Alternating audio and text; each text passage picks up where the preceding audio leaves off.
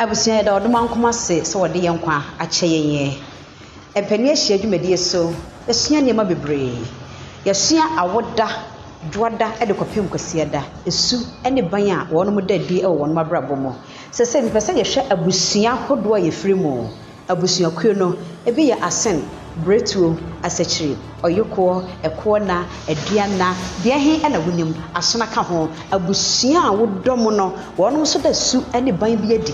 Ene ntimi pese yesua no na ye de aka awoda no so su ne ban no ho. Ye ka ne mienu bomu a wo bisa wo ho se abusua bi boni eda ye wo menie esu ameda na di no e kire se bi firi se abusua no mu ana na ba hu se eye trodo se wugidi se wonyinne eye ade eda ho na wo hunu nso a ebeboa wo abusua kam ho ne afa seda e mabote clinic ene yefko bites what about Roma and also afa ohini ajiwa Aprebi edimedi yensa nhia